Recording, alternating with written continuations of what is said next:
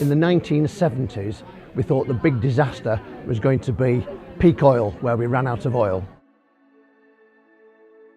By the time we got to the early 2000s, we realised it was going to be climate change. Well before we ran out of peak oil, we were actually killing the environment. And I personally believe we're almost at a tipping point now where we're going to get runaway climate change unless we do something about it.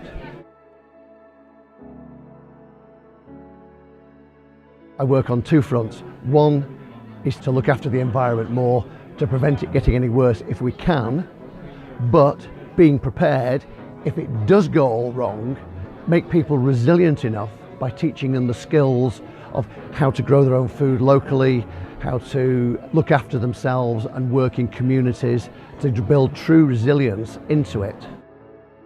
I'm a retired management consultant who's now occupying myself with sustainability issues and focusing on things like aquaponics and permaculture.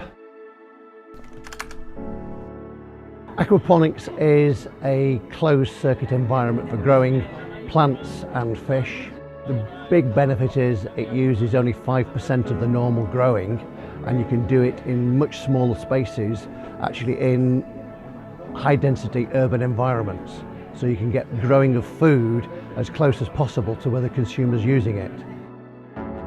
If you're growing in the normal, in the ground growing, you're reliant on whatever's in the soil and you have to water it. In places like war zones, sometimes there's quite toxic elements that have got into the soil, and very often there's not much of a water supply, where the water's been cut off for long periods. Even in this country, we've got growing spaces where I've worked in Liverpool with people. They've got growing spaces on all factory areas where there's heavy metals in the ground from the factories. You couldn't possibly grow anything in there without really going toxic. In a growing season, you might go through something like 30 or 40,000 litres of fresh water, drinking quality water. In aquaponics, to produce the same sort of amount, you'd probably have 5,000 or 6,000 litres of water, of which you'd only have to replace 5%. And so if you put that into a drought zone, it's a huge, huge saving of water.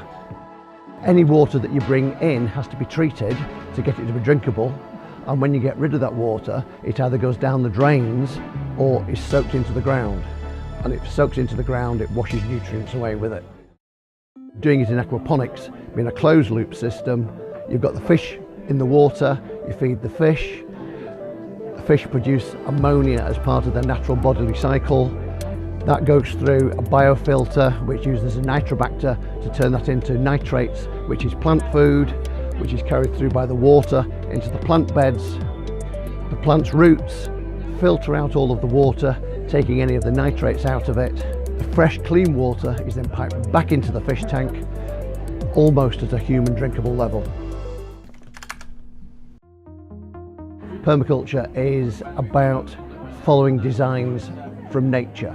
Permaculture was set up years ago in the 70s by a guy called Bill Mollinson, and it's now gone around the world, and it's a good design philosophy because it's based on 3 key ethics, which is care of people, care of the environment, and what we call fair shares. It's actually putting something back into the system, which now I've retired, that's what I feel I'm doing. So I give pro bono consulting on permaculture and business projects. I help people with business startups. I help people with aquaponics so that they can get, in deprived areas, get food to them. We run training courses, and some of these are now being taken away and are now being used in parts of Africa in drought areas, and also now going back into the Beirut area and Lebanon areas where they haven't got the growing area to do anything because it keeps getting destroyed. And if you're using aquaponics, it's a portable growing area, and it gives fresh produce to people who wouldn't be able to normally get access to it. What I'm promoting is cooperation between small local groups. Go local with it and try and get local people involved. And if you know your neighbours, if you're helping with your neighbours, you know your neighbours' kids and everything else like that, you look after each other. It's going back to the old extended families that we used to have probably a couple of 100 years ago, and if society does fall down, we're desperately going to need that sort of structure again.